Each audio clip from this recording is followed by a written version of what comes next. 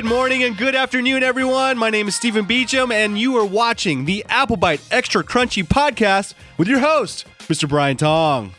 What's up? What's up, everybody? Hey, welcome to the show. It is episode 102. This is really the week of reviews for the Apple world. We have Apple Watch Series 3, Apple TV 4K, iPhone 8, iPhone 8 Plus, iOS 11, and I couldn't do this without our man on the East Coast, Mr. Scott Stein. Hey, buddy, welcome to the show again.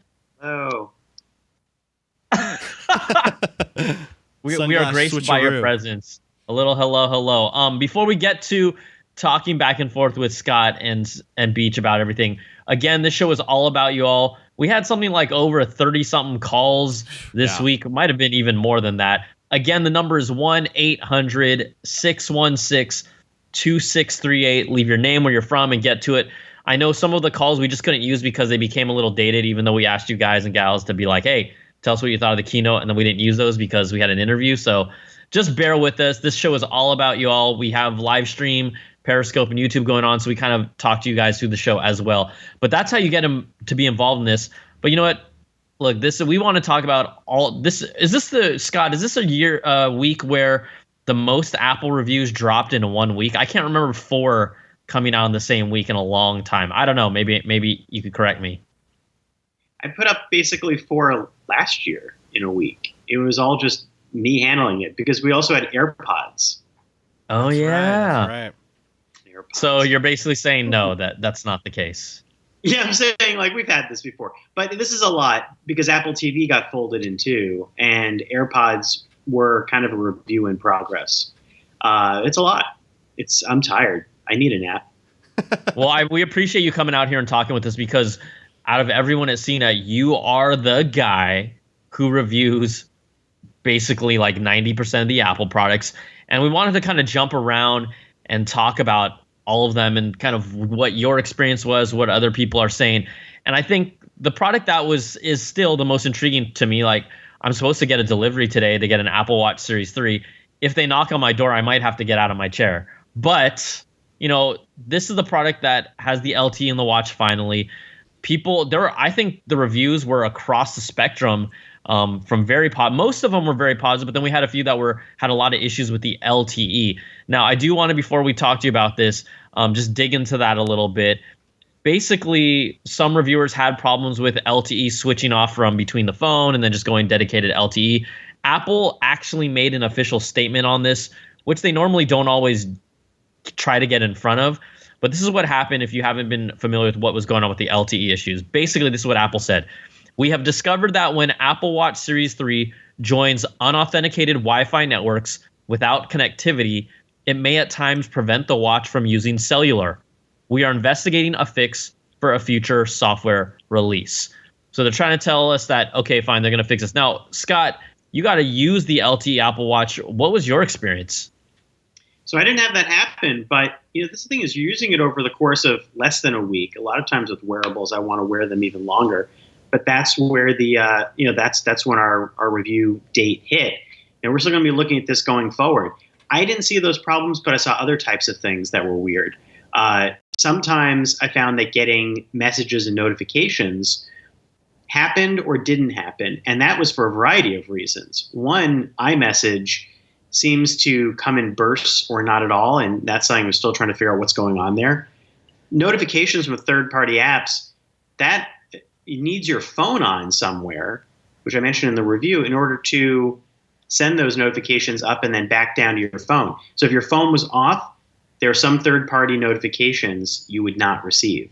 So that's strange. Also, a lot of the apps, a handful of the apps worked over LTE, a handful of the apps did not work.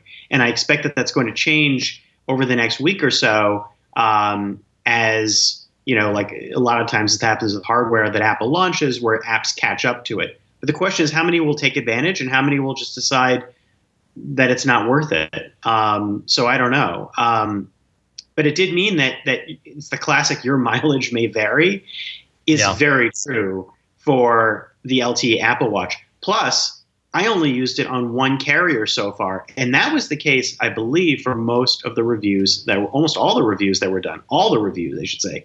Because Apple's these watches pre-release were bonded to a test phone number. So now we're going to be testing them across phone numbers. We were not able to do that leading up to the review. So there's a lot more questions to ask and answer, both of them. There's a lot more questions about it. And if you're hesitant about all of that, then don't get the LTE version. The same thing, though, is I also looked at it as an Apple Watch, and I think it's a slightly better Apple Watch. So it continues to be a good, really good smartwatch, and I think the best of the bunch. But the LTE is a different issue. Do you think what was the actual rating that you gave? Or how about this? You know what? I don't necessarily like to talk about a score rating. Yeah. Based on your experience, who is the based on its performance, who does the LTE watch really serve at this moment from your time with it early on?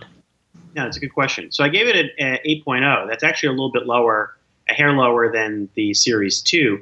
And it felt like a wash to me because while it's better with software, it feels faster loading apps. I think some of the health improvements are nice, especially that it gives you continuous resting heart rate averages and walking heart rate averages, which feel more useful than just pinging your heart rate. On the other hand, you've got some of these LTE quirks. And I think that who it's really for with that short a battery life on phone calls is for somebody who just wants an extra line, the same way you'd have a home phone with an extra line on your phone. You're looking at these things as, in case I need it, maybe I left my phone at home, maybe I run and I just be worried in case something happens. It's kind of an in case something blank. And that's where the LTE connectivity possibly being an issue on open Wi-Fi spots is a concern, because in case you needed it there, it would be an issue. Now, I found it worked when I was using it, but I was going between Montclair, New Jersey, New York City, commuting. I was taking a look at the levels that it got an LTE service. They seem to mostly hang in. Sometimes it would X out, which means it wasn't using LTE. But when I started using the phone again, it would turn back on, like it was kind of going into a sleep mode. But I got phone calls. That didn't seem to be a problem. Receiving texts sometimes was a little bit weird. I think the reality also when I look at this product is you're not just getting the Apple Watch. You really they're kind of selling you with the Apple AirPods and this watch together to effectively bridge this whole, okay, you're not going to, I don't see many people talking to their wrist, and it is a little less natural. It almost seems like they aren't outright saying it, but it's really, you're not only going to get the Apple Watch LTE, but we want you to get the AirPods to complement it. Yeah, the microphone is fine on the Apple Watch for phone calls. Nobody notices that you're talking on a watch, but the speakers are really, really not good for talking in public. I mean, I say really not good versus bad because they're fine for a little thing, but they get drowned out anytime you're in a big public space. You have to hold it up to your ear, and then it becomes really uncomfortable. So if you're like at home in a quiet space, they're fine. And so it's kind of like a little intercom. But yeah, you basically want to get a good pair of wireless headphones, not just for music, but one with a good microphone to be able to take calls. I do think Apple has obviously created the seamlessness more seamless. I still had some issues with AirPods connecting to them at times, but more seamless with AirPods to the point where they feel like a package even more now. But that's an extra $160. And the extra $10 a month you're going to have to spend to keep this watch connected, which is the thing that annoys me the most. That is something that I really don't know if it would be worth for a lot of people. Mm-hmm. And that's the deal breaker, if anything else. Year over year, the watch is, like $30 more, I think. But the gap between the 3 and the 3 with LTE this year is $70. So that's a big gap. Mm-hmm. But if you had bought the Series 2 last year, the equivalent price on the Series 3, it's about like what the Apple TV 4K is. But that's not really the right comparison because right now you'd be picking LTE or no LTE. Yeah. Really quickly before we move on to the next product, battery life. What was the thing that I always say is when you first, specifically with the Apple Watch, I remember when I first got it, I was tinkering it and messing with it all the time, and I was like, holy crap, this battery life is like nothing. And I know as a reviewer, you really had to put it through its paces. What did you feel like the overall battery life was actually using it? Like, did taking a one call pretty much feel like, dang, I just killed like a third of the battery juice on here?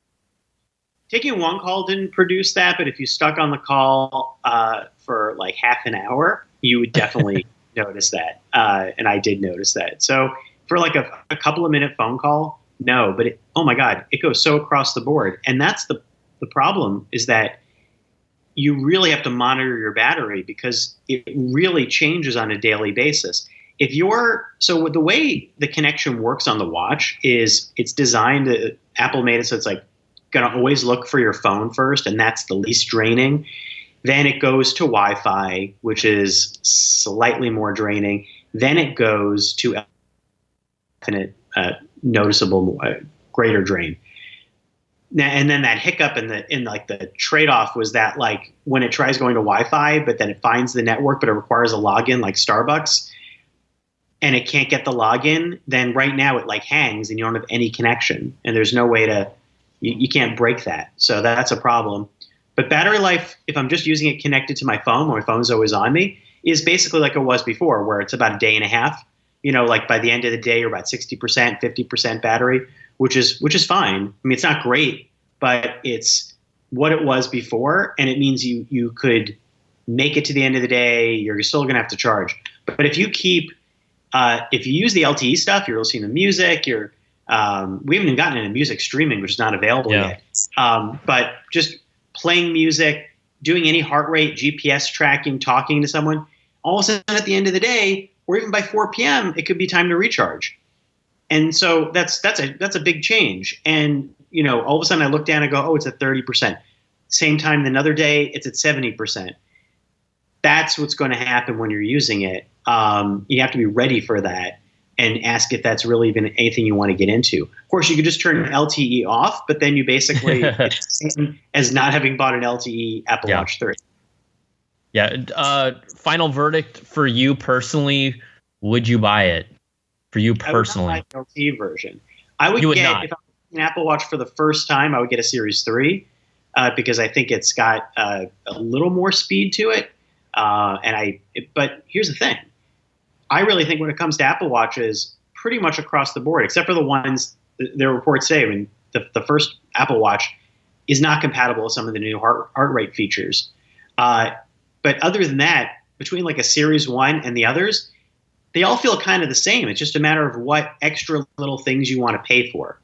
So now it's more like a car, where it's like they're all going to function fine. But do you swim? Or do you want GPS? Or do you want the phone call thing? Or basically if those don't matter to you, then get the cheapest one that's on sale and don't sweat it.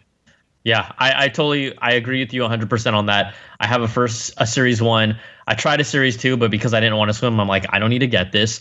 And then the only reason why I'm looking at Series 3 is I just want to see how well this LTE thing actually works. But am I going to really is it really going to be good enough for me to use the phone differently? That's in my life and where I live. Again, right? Signal depends on where you go, what you do in the area that you really live in. So it feels like this is going to be one of those products that people will have differing opinions on, just because there's so many different factors that can dictate how well this actually performs based on what you do or where you are. And also I looked at it compared to, I kind of felt in the weeds because this is not the first watch phone I've looked at. And to me, it's kind of like a familiar thing at this point, which is not the case for a lot of people. I looked at the Samsung Series 2, 3G, Samsung, the S3, which had LTE. I looked at LG Watch Sport. I looked at the LG Watch Urbane LTE for like a hot second before it was not really a thing. And, they all had trade-offs.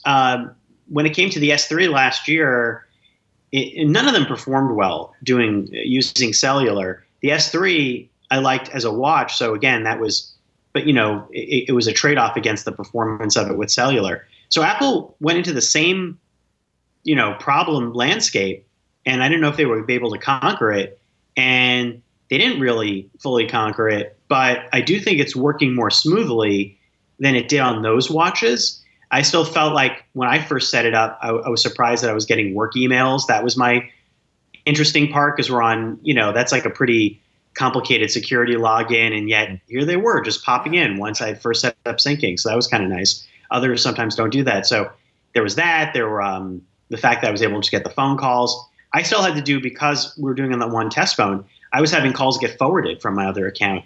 So, there's a lot of things I still want to check out living off of it even more to see if those weirdnesses continue or to test it. But it was a fun experiment for like an hour. It was like, it kind of was the most unique thing of the 3 products I reviewed because the iPhones really didn't feel different on a general basis. So I thought that was kind of, in a weird way, kind of zen at first. But I was also impressed by the music function, which we can get into too. Please do. Yeah, I just want to make sure I wasn't kept talking. But the music, I can keep talking forever about this. I know you can, Scott, but I love you, so I let you talk. And that's the thing. I keep having to pull away from this and go, I'm a kind of a smartwatch geek, but the average person doesn't need a smartwatch. And I still don't think we've crested to the point where they're any sort of essential device. And then when it comes to Apple Watch, you're also getting more and more niche with like GPS for runners, GPS plus LTE for runners and people who want to get a phone call. So you're slicing it, I think, thinner. Apple wants it to appeal to more people, but I don't know if we're there yet. But the music part, Apple did address something that finally I think makes the Apple Watch, all the models that get the update, feel more like an iPod. Before, it's really annoying to sync music to Apple Watch. It's annoying to sync to Samsung Gear S3. It's annoying to sync to Android Wear. It's just been terrible. You have to set up these playlists and wait for them to transfer. The one thing that the new one does is that now a key number of most listened to albums and a few playlists automatically go on the watch the first time you're charging it, even without doing anything, which is great because the moment you want to start listening to music, it's basically like a collection of, 100 or so songs that are just there for you. And that actually was really nice. And if you want to add more, you can add them, and then you do have to annoyingly put it on the charger and let it sit for a while to transfer. But it didn't take as long to do that as it used to. And again, I just felt like I started listening to music more on them, which is something I never did before, because the music was just there. And it also sometimes was when I was walking, or it meant saving battery life on my phone, just using that as the music player. So there was that. That's not, I mean, that's something that most people haven't actually talked about, is that just the fact that they put making music on there a little more easy and it's just there, allowed you to listen. That's interesting. I didn't even think about that until you just brought that up. I'm like, you know what? I would probably do that then. Yeah, there's so many ways to look at it. Like I kept slicing the review into subsections, and when I handed in the review to edit, it was like, 2,000 plus words. I thought I was going to keep this simple, but it's because a lot of these things, it's just like phones. You have to look at it all different ways. Like a phone, you look at how is it as a camera? How is it with this? How is it with battery life? With a smartwatch now, it's like, how is it as a music player? How is it as a fitness tracker? How is it as a phone now? How is it as a watch? There's all sorts of use cases that people might use it for, and they don't necessarily want one, but they might want the other. So yeah, music, I think it's a better iPod than it is a phone. That's cool that you're saying that, because in their pitch, they're like, their big pitch, their like slogan is 40 million songs on your wrist, So it seems like they're making a big push for the music. But you're saying like the music's actually stored on the watch, and it takes, how long did it take to transfer over again? So it used to feel like it almost took overnight. Used to. Oh, like wow. It was bizarre. You just keep checking, and I was thinking it's like Apple Watch software updates. Like sometimes they just seem to, I saw Brian, you tweeted about that at one point. They seem to just hang for a while, and I go, come on, like doesn't seem like it's going to be that hard to do. But now it happened while I waited. So I could see, it took a little bit of time, a few minutes, but I could see the album go from like, put it on there to, now like the graphic change to show that it was on the watch. So a little better. Still, I mean, it definitely could be better. Plus, the one thing that's weird is you still can't send albums directly from the music app into the watch. Like you want to just be listening to music and go, add that to my watch. But you can't. You have to, when you launch the music app for the first time, it tells you do it in your watch. So it's like buried in the watch settings still. But it did work, and it's stored there. You can, I think it's like, what is it, 2 gigs or so? It's not a ton of storage space. It's like an iPod Shuffle. But it's enough that you can put frequently listened to things. And the playlists they automatically put on there keep getting updated over time, including the most listened to albums you have. I mean, it's weird. Like, I think Chill is a permanent playlist that gets synced. So, like, you're going to have Chill whether you like it or not. I would like them to, it's like the YouTube album. Like, I would like to be able to remove Chill if I want to, but there's nothing else I would put on there. You know, that's like not taking up any space you'd use otherwise. There's storage on the Apple Watch is weird. It's not like storage on your iPhone. So I don't mind that they're sticking some music on there. I would like to remove it, but it's better than not having any at this point. And you can add your own playlist as well. That's cool. Very nice. All right. Hey, Scott. So we're going to move on to the next product here. It's really the most recently reviewed product out of this batch, and it's the Apple TV 4K.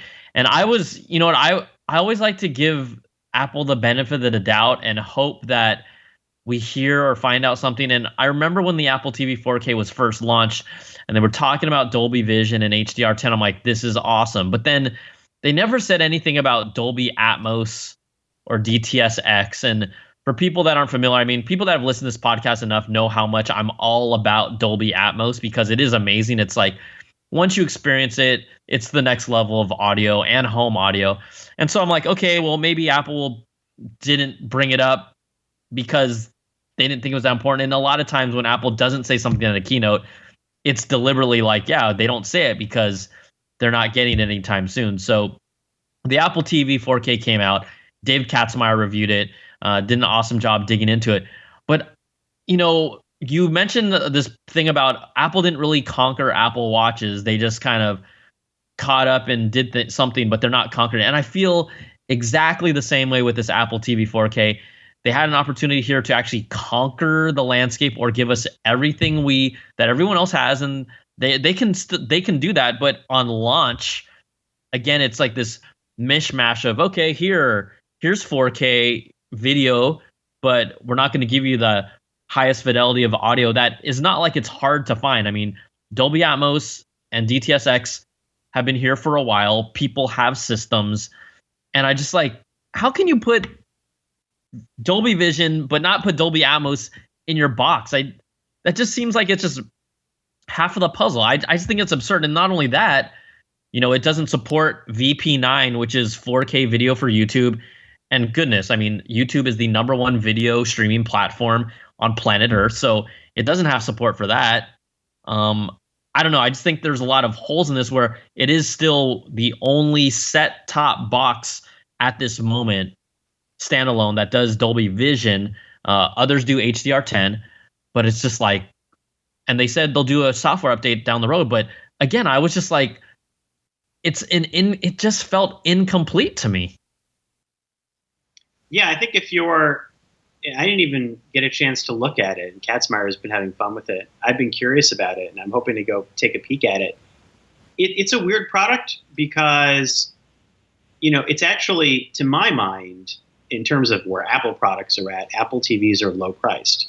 They're like the thing you could go buy on an impulse, which is not the case for a watch or a phone or an iPad. At the same time, there's a whole big curve of audio video file interest in terms of, well, yeah, if you're going to give this to me and I'm going to make the move and put all my stuff on here, I want it to go all the way to the top and meet that. And like, what is the Apple TV? Is it meant to be a casual thing? Is it meant to suit the pro, top end audio video file needs? And it's hard to tell. Like you said, it leaves some things out. And then I'm like a person who, look, I'm not, it's embarrassing, my home setup. Like, I don't have any interesting audio setup at home.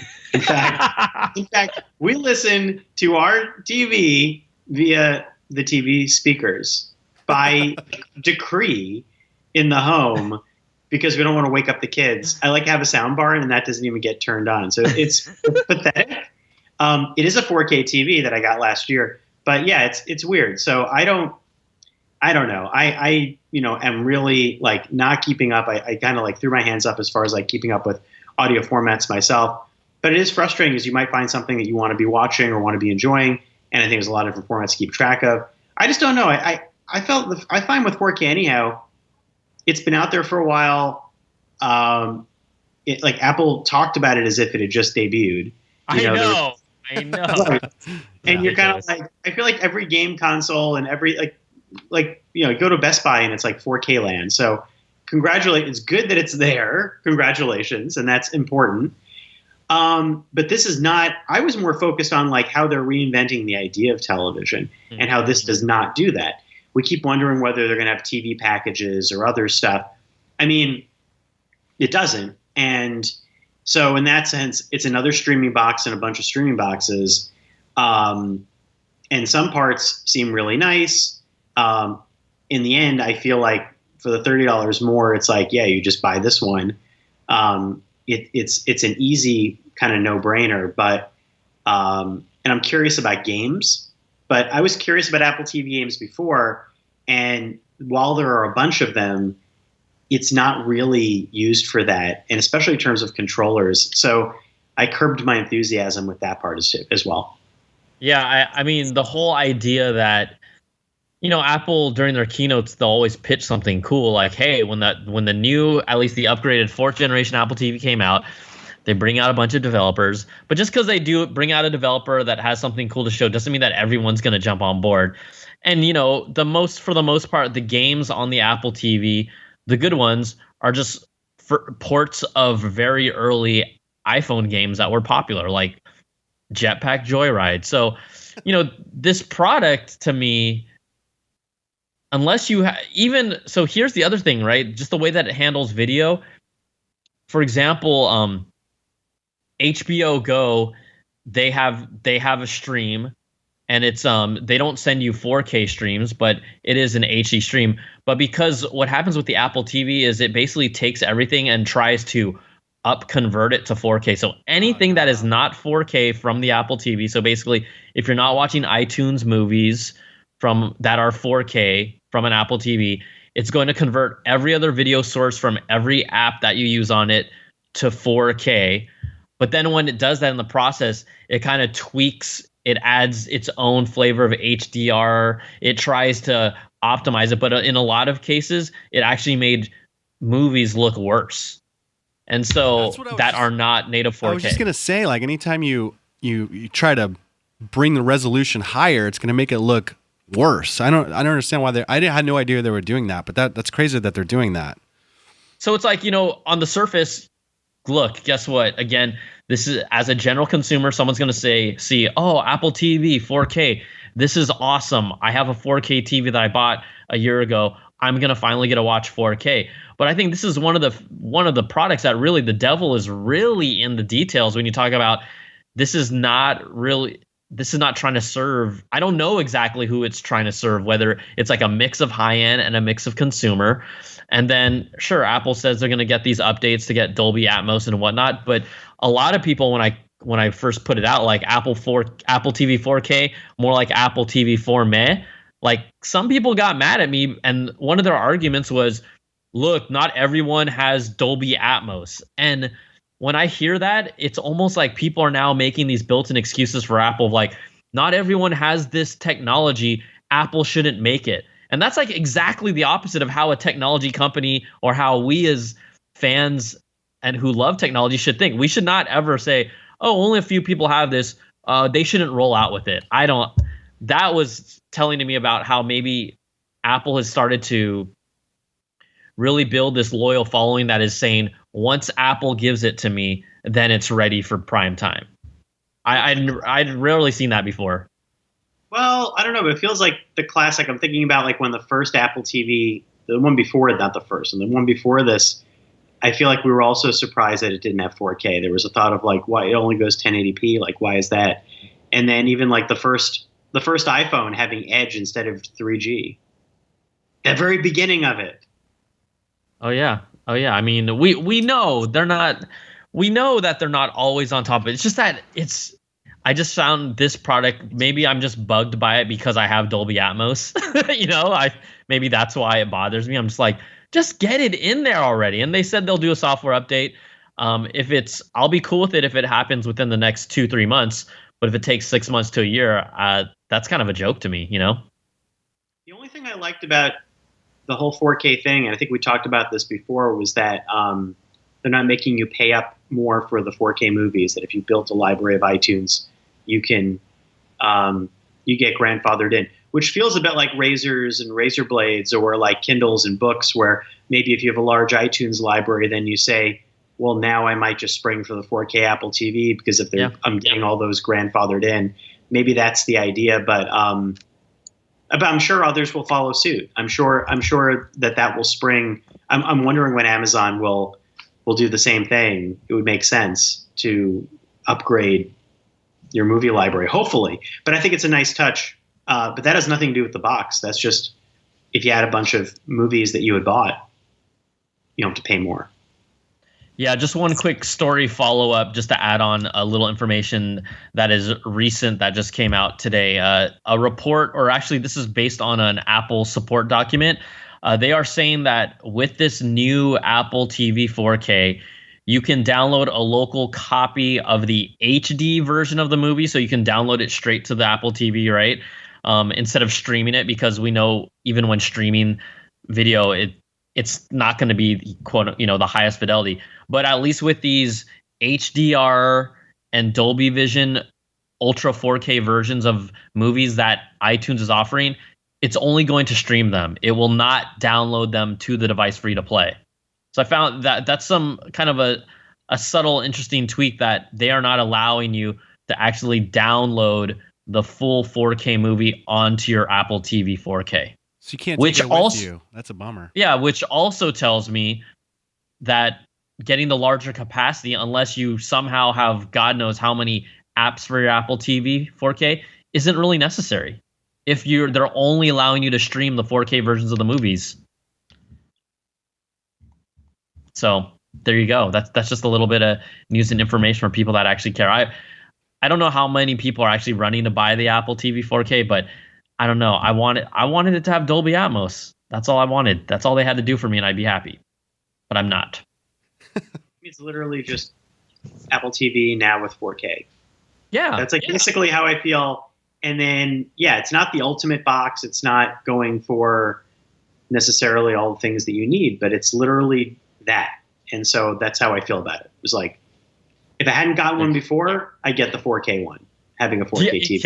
Yeah, I just get it just because, And for the record, people that are listening, look, Roku has 4K on their box, and it has Dolby Atmos support, and it's only a $99 box. And the Microsoft Xbox One also supports Dolby Atmos. So again, it's not like mainstream competitors don't have this. Like it's actually kind of normal to me. So we'll get off the Apple TV 4K, and we saved this for later, Scott, because we kind of know what's going on. But let's talk about the iPhone 8 and the iPhone 8 Plus. And you have them right there, but let's talk about your impressions. And again, you reviewed these, so I'll just kind of let you talk about what you thought. So this is a tough review too, because the first thing you want to say is these are boring, and you think that when you're hearing about what's new with them, and it almost feels boring by design, because at the same event, instead of these being the main event, the 10 is the main event. So they're instantly overshadowed, and maybe that's to drive your interest in the 10. So aside from that, same design, why do I want that? It reminds me of reviewing MacBooks. When I reviewed MacBook Air year after year after year, or we're doing an iPad year after year after year, where sometimes you just say it's faster. Look, faster is a really good thing, and photo quality improving is always good, because cameras still need to get better on phones. They're not where they need to be. So I feel like any improvements, that's great. And they were improved. Like, actually, James Martin was more impressed than I was, which was fascinating, because he noticed things, I think, as a photographer. Mm-hmm. I felt like they definitely were better at low light. Colors seem richer. But when I took a lot of side-by-side photos with the 7 to 8, and I showed them to my wife, she had a hard time telling the difference. So that's what you're looking at, is that I don't think you're going to get necessarily blown away by the photos compared to the 7, but I do think that they're better. And also I think video is the part maybe that shines the most, because that's something now where video quality, in my mind, on what you can shoot on an iPhone matches some of the best quality video that you can shoot, period. Whereas we're not quite there with cameras and SLR. So I found that the video quality I was shooting, I was like even more astonished. And I thought, oh, this looks really nice. But they're incremental. And the speed that you're getting on these phones, that's paper speed, because you're looking at in benchmarks. And what do you use it for? Maybe encoding video, editing movies and things like that. But are you doing that on your phone? I mean, I shoot clips on my phone and share them. I'm not like going to be editing major things. So there's also the promise of Apple repeatedly said that these new chips and motion processors are used to take advantage of AR.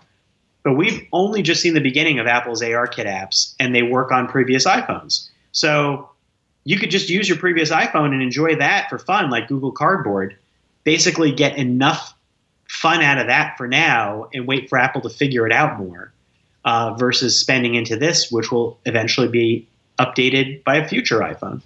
That being said, I think AR is the kind of the coolest thing you can do. And I was surprised. Like I thought AR was going to overshadow the iPhone 8 before the event started. And you were hoping for it, right? Yeah, I knew it. I was telling John, I was like, this is going to happen. And look, a lot of them are gimmicky, but some of them are astounding. And I just started sharing some of these on Twitter. And there's one blew up. Fascinating. Yeah. Some of them one of them blew up. And all I did was just use the capture, and I just put them on, just having fun. Who knows? They're weird. Yes, the world is weird. It was like putting IKEA furniture on a subway platform. And you can see it looks really good. Now, like the video quality when you capture, when you're in AR mode, is slightly lower than what you get in a normal video. So that probably helps make the placement of these graphics feel more natural. It's almost like everything's been kind of blurred and gelled together. But it works, and the placement looks really magical.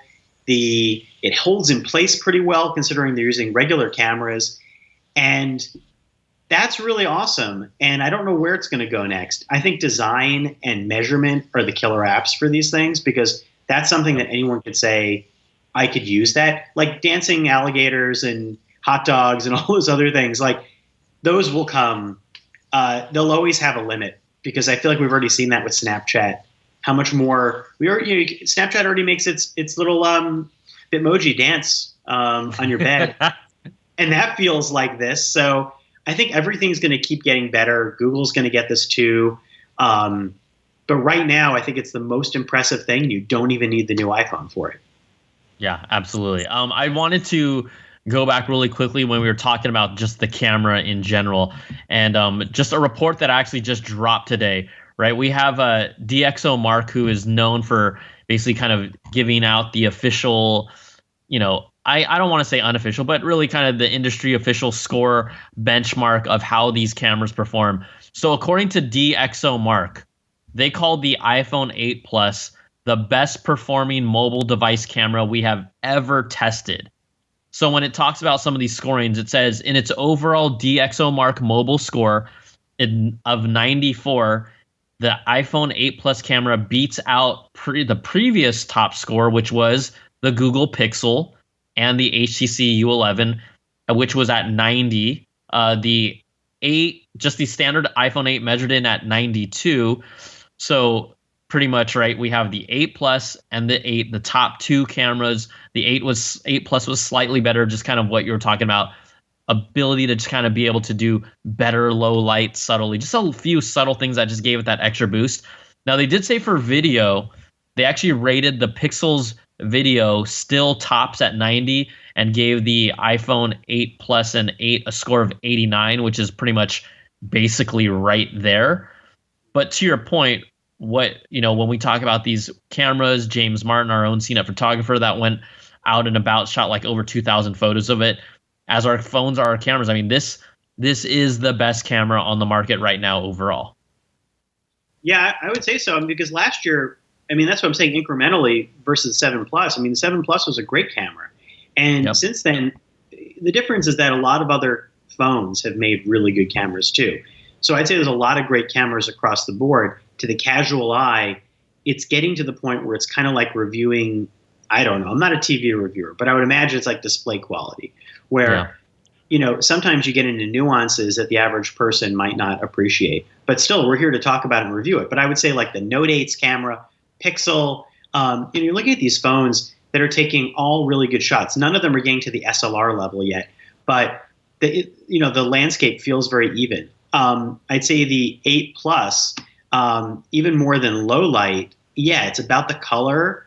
It's about like the general, and that's the ISP improvements here. Like there's color and some detail. Things feel a little different when you're shooting in HDR and things like that.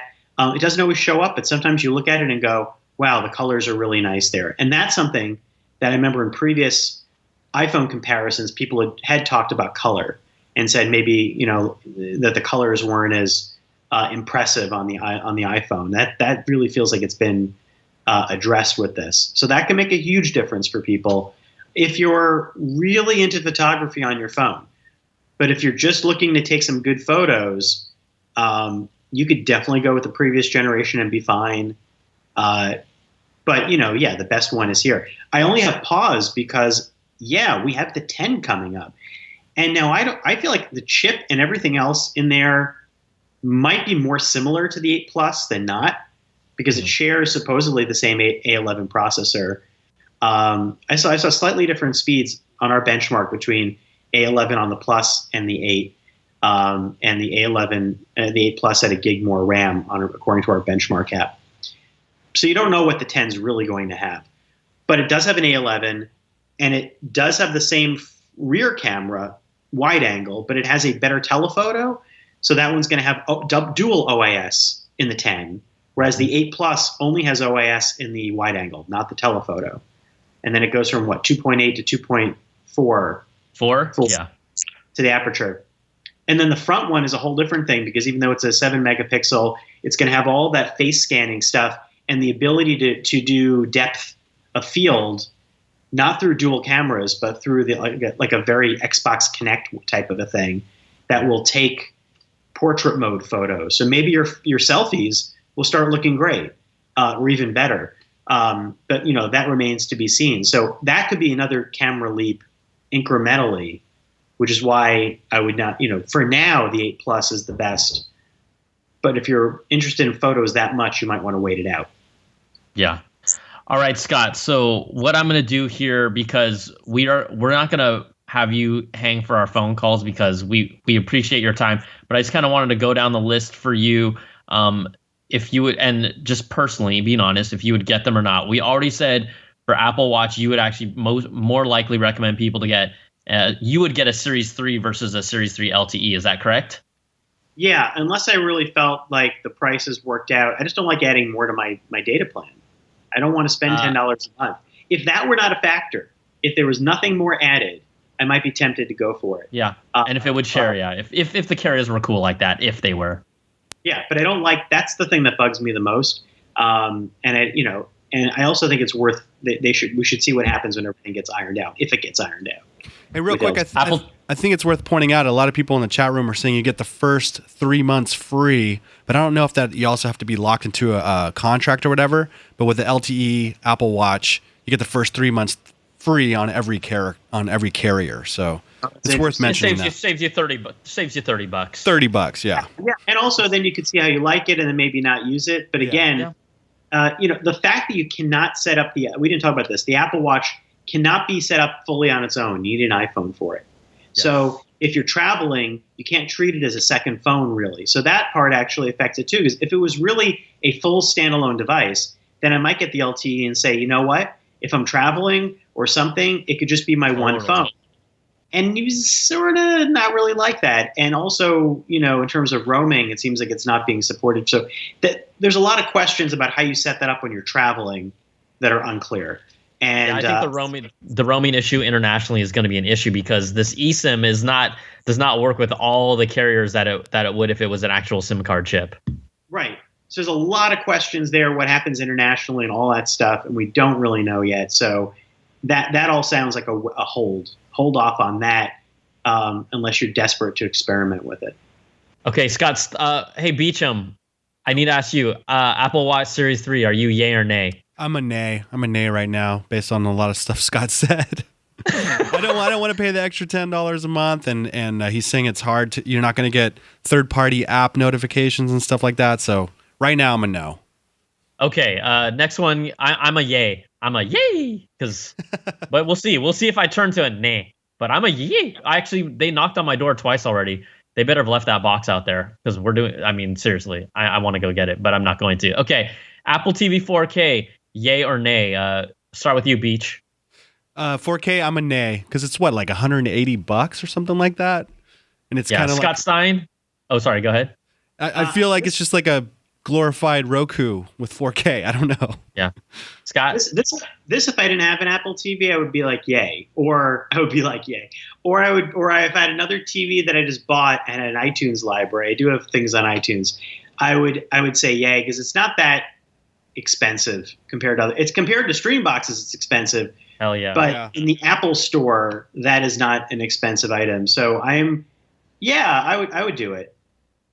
Also, I'm like flip a coin, because see, I don't actually, it's frustrating to me, but I'm going to give it a yay, even though I'm not happy with it, 100% happy. I'm going to give it a yay, because I would get it. I would get it. I'm eventually going to get it. I know I am. So, okay. iPhone 8 or 8 Plus, gentlemen. Where do you stand on this? We're all in different places. Some of us want to get the 10, some of us don't. There's all these reasons, but where do you stand with this? Beach, you go first. I'm actually seriously contemplating selling my iPhone 6s and getting the SE, which is like $250 or $350 or something. So I'll actually make money. I'll make money. You know what I'm saying? And I don't need a big. I don't want a big ass phone in my hand. I like the smaller SE size. So I'm kind of leaning towards that. That's legit. I love that. All right, Mr. Stein. I'm a wait. I'm not yay or nay. I'm wait. I feel like you have to wait and see what the 10's all about. Yeah. And I think that unless you're really dead set that you're not on board the 10, which again, it could be a huge pain, or it could be actually good, or it could be, just not ready for right now, or it could be amazing. You don't know if you decided you don't want to afford that, you don't want to play that game, fine. But, just like what happens if that's the greatest phone and then you already bought the 8 Plus or the 8, mm-hmm. It would be frustrating. So I would wait. I also feel like if you already have a 7, definitely wait. Don't get this generation. You don't need it. You can play around plenty of other things. If you've been waiting a long time and you want the same design and you just want an up-to-date phone, then get it. Basically, it'll cover your bases and the camera's great. I still think I'm going to really miss having a Touch ID home button. I think I'm really going to miss that. Like, I know already in my mind I'm going to go for an X. I mean, I have to just for the purposes of the show and all this stuff. But, and at the same time, kind of to your point, I'm like, the 8 isn't enough. The 8 doesn't do enough different compared to the 7. So it's like, if I'm going to upgrade, I have, I want something that's going to be different. But I think I'm going to really miss the home button a lot. And I think a lot of people are. And it's not them bitching about like, oh, I'm not ready to embrace new technology. I think it's just the way that it functions and integrates within the OS across the board. It's going to feel different and people are going to miss it. 8 is enough as we skipped using that for any of our headlines. I really want. Was that your original headline? Was that your original headline for the review? I feel like as we exited the Steve Jobs Theater, I feel like 8 is enough was playing endlessly in my head. It never worked out. 8 is enough on the cutting room floor. But I would say that, I just don't know about the Face ID thing. And the problem is that Apple's convinced it's going to work. We don't know yet. That's what reviews are for. And historically now, there are moments when Apple has introduced technology that hasn't solved the thing that it necessarily was going to. And sometimes it does. So I could see it going either way. And that's the problem there. It's like maybe it's magical maybe it's a huge headache. And that's aside from the security questions, which we don't know about. We just don't know how it works really in terms of security. We don't know how apps fold into it. Bunch of unknowns. But I think it could be really annoying just because you're using this all the time every day and it's your mission critical device. If one little thing doesn't feel right, then it's like a keyboard. Then suddenly you're going to say, forget it. I can't put up with this. Unless you're the person who wants. I think it's kind of like, in a weird way, I think it's kind of like the original iPhone. Maybe that's giving it too much credit, but I mean in the sense that if you bought that first iPhone, it had drawbacks compared to your average phone interface. No keyboard.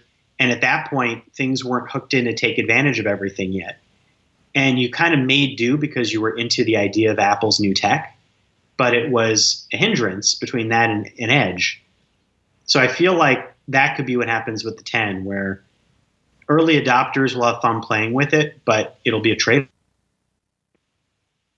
That's a good point. I like that. All right. Hey, Scott, we just want to say thank you for hanging with us.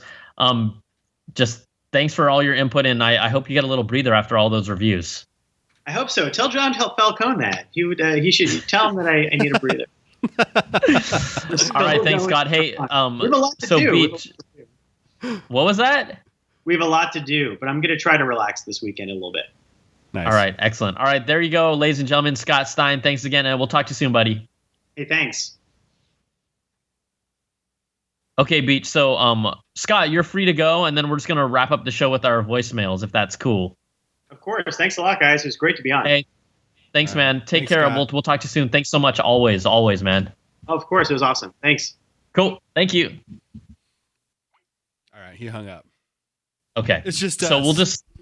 It's just you and me, baby. Just you and me. And the 400, 500 people watching. All right. So I guess you'll just put in some music transition, then we'll just come back and then get to the phone calls. Sure. We could just go straight to him right now. Yeah, let's go. Yeah, I'll go to him right now. Okay, whenever. Yeah, we got a bunch of calls, you guys. Thank you very much for calling, and everyone kept it really short and concise too, which was nice. We got so we're gonna. I think we're putting in like 10 or 12 calls today. We're giving it to you all. So if you last this long in the show, you're a diehard apple biter, man. You're extra crunchy, extra munchy.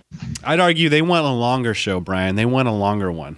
What? Seriously? I get that all the time. Why isn't it an hour? Why isn't it 2 hours? Like Giant Bomb does like a 3-hour podcast, and they're like one of the we're cool. Popular podcasts. Yeah, that's cool. I mean, but there's also like 8 of them on the show. I don't want to talk. I don't want to hear my voice for over an hour. That's too much already. Yeah. Okay, let's get this going. All right, number one call is about wireless charging, which I don't feel is truly wireless, but that's my opinion. Here we go. Beach and Tone. What up, guys? This is Lynn from Denton, Texas. And I get to thinking, wireless charging. That's cool and all, but what is Apple really trying to do with that? They're trying to get rid of another port. Just some fodder for conversation there.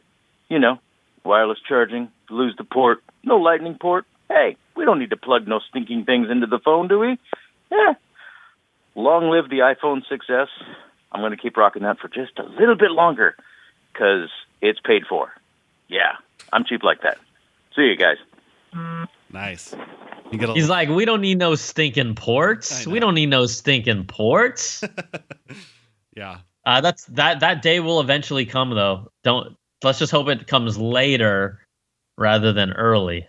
But that day's gonna come. Like, did you see Minority Report? That's where we're going with all this, man. Oh yeah. He definitely has a point. He's right. He's hanging on to his 6S. Hang on to it with a clutch it in your hands. Okay, we got another call. Here we go. Roku and Apple TV. Hey guys, my name is Ahmad. I'm from Ann Arbor, Michigan. I love your show, and I love everything Apple, and I love the keynotes. And I always had a question. I am going to get the new Apple TV, but I keep a Roku around just because you guys' app is not on Apple TV, and I watch it on the Roku, and that's why I'm keeping a Roku around.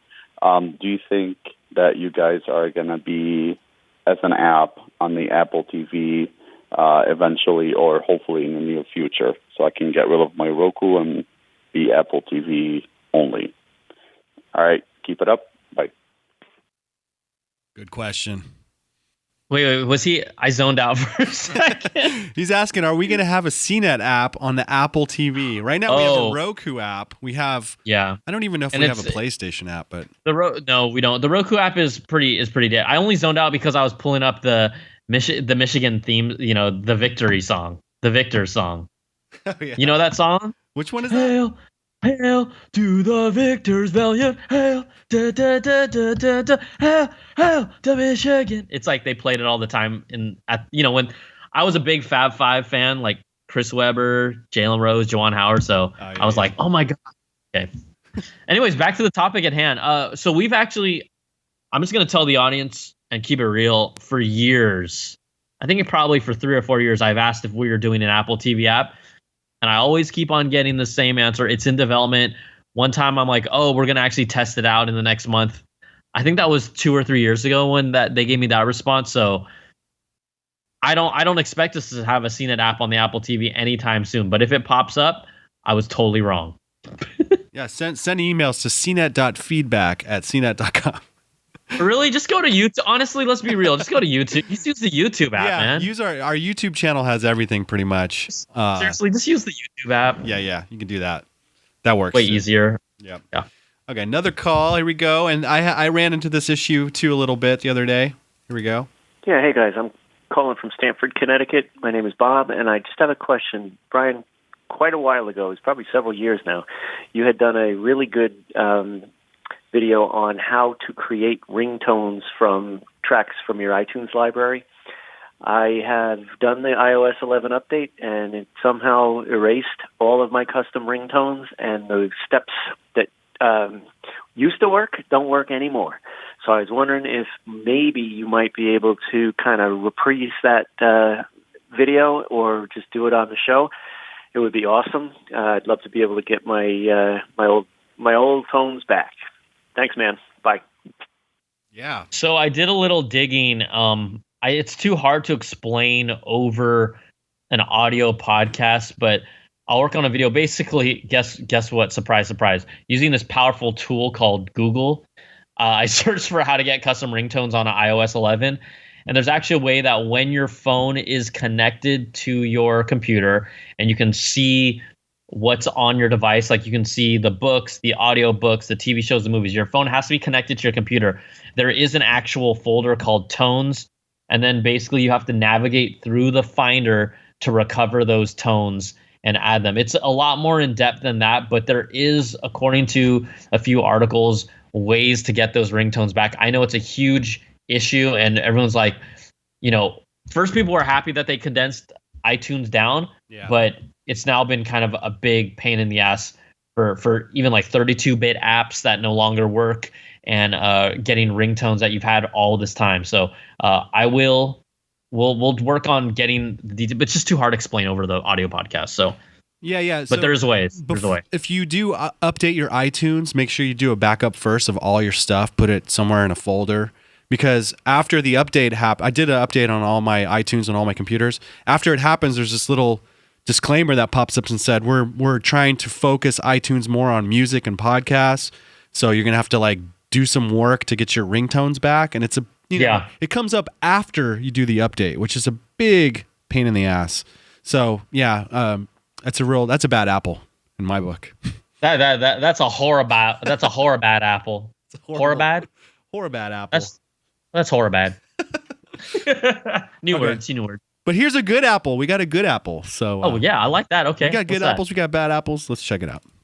Hey, Beach and Towing. This is Brian from New Orleans. I wanted to throw out a good apple to Apple because they preserved the lock screen with the iPhone 10, which we're all really just going to call the iPhone X.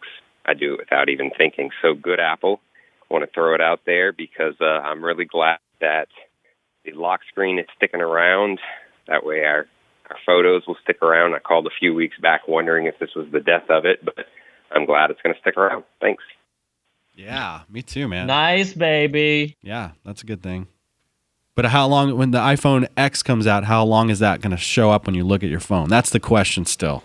Well, it will actually, here's the thing, it will show up. Because you got to swipe up or something, right? Yes, exactly. Gotcha. So you have to swipe up once you look at it. So you will be able to see those dope pictures. Yeah. Okay. All right, we got a Face ID issue here, a concern. Hi, guys. My name's Ebony, and I'm calling from Detroit. I currently have an iPhone 6S. I watched the keynote, and I can't get with the whole no phone jack, number one. And number two, the Face ID, I personally don't trust it because I'm African American and I'm dark skinned, and I really don't feel like fighting with my phone in a dark place trying to unlock it. So I guess I'll stick with my 6S. But I am interested in the wireless charging, and I was wondering, do they have any options for wireless charging for the iPhone 6S? Thanks for taking my call. Bye. Cool. I'd like to know that too, man. I love our callers because you got to keep it real. She's keeping it real with us. I love that call. So there are ways to jump on about getting wireless charging for your 6S. There are ways to actually do it. Quite honestly, one of my favorite companies that's called Mophie, they do wireless charging cases. And so what it is, it's basically a case and they make thin ones that you put on your phone. And then in addition to that, you'll have like a charging base, whether it's connected to your desktop or connected to like your car, and it's magnetic. So for example, it's kind of a system, but you can buy a case that plugs in directly to your actual phone, and then you can charge it wirelessly. But again, this wireless method requires a case, and then they have a variety of different charging pads that you can use. So that's the way that I was doing it for a little while, but I really just like super thin cases, and I was able to get through the day. So if you want to look at it, check out Mophie. They have their own, forget iPhone 8 and stuff. They do have charging cases, and there's other companies that do it as well. But I just like Mophie the most. So you can check that out. Cool. All right, next call. Here we go. Another Face ID question. Hey, Brian Tong, huge fan here. D'Angelo from Atlanta, Georgia. Isn't the Face ID similar to the Face Unlock that Google used to implement into their systems a few years back? I think even the Note 8 might have it. I'm not sure. I don't know. Seems like a little bit of Apple pulling up old gimmicks and reworking them, putting AirPlay on it, or putting Apple on it, or I on it, and calling it new.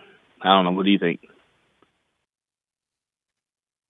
So D'Angelo, thanks for calling, homie. The thing is that although they both are face recognition type systems, Apple's is significantly different from a standpoint of the technology under it is more specific. So for example, like with the Note 8 and the Samsung Galaxy S8, they use kind of a combination of facial scanning and iris scanning. But the difference here is really how much more in depth it gets. Remember, you can technically unlock an S8 or a Note 8 using like a flat piece of paper with someone's face, or even holding a screen of another phone up to it. Yeah. With the iPhone, you cannot even unlock it if someone is wearing a mask. You can't unlock it if someone is not looking at the phone. So it's called gaze, right? If they're closing their eyes or they're not directly staring at it, it will not unlock as well. And that's more because Apple is, and it takes time to get to this point, but Apple's using more advanced sensors in their face recognition system. Again, there's really some interesting implications of all of this face scanning stuff, because although your fingerprint and identity is protected by the Constitution, actually they said that face scans are not protected by the Constitution. So yeah, that's right. I saw that too. And what that really means is that if some authority was holding your phone up to your face, you better close your eyes and look to the side. Yeah. Because if you don't, they'll be able to not only get access to your phone, but it's not protected by the Constitution. So by law. So I think it really brings up some really interesting things. I really feel like there is going to be a certain part of the population that will refuse to get a face scanning iPhone for now because of those protections. And trust me, there will be cases that end up happening that involve this specific face scanning recognition and what is now legal or allowed under law moving forward. There's going to be something that happens within the year. There just is. Yeah, I remember the San Bernardino terrorist attack that happened. Yes. And Apple refused to unlock this phone for the FBI. So I'm wondering if now the government will have grounds and say, well, we have, this isn't protected, so you have to unlock it. Right. I'm wondering, that's a big question. It's really interesting. Yeah.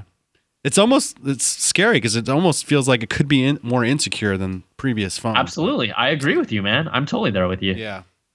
Okay. Well, let's keep moving on while we chew on that in our brain. Here's someone who was disappointed by the event.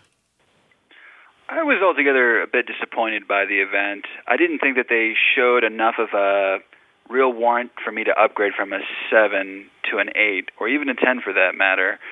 I just don't feel that Apple brought its A game like it previously did, but I just haven't seen that in the last couple of years where they're breaking boundaries.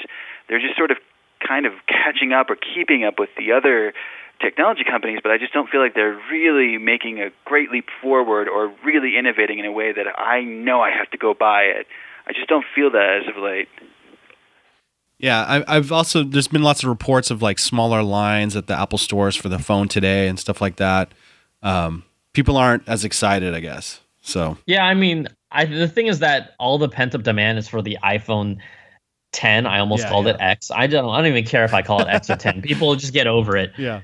But everyone's waiting for that. But there's reports that there's even more delays in production, and there are reports that they actually have not even started production on the iPhone X10 yet. Whoa.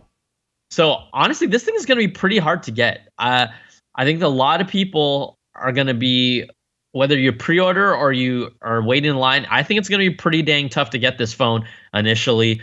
I don't think people are going to be. I don't think the supply is going to catch up to the demand for at least 6 months. I really feel that way. They said they can only produce around 10,000 iPhones a day.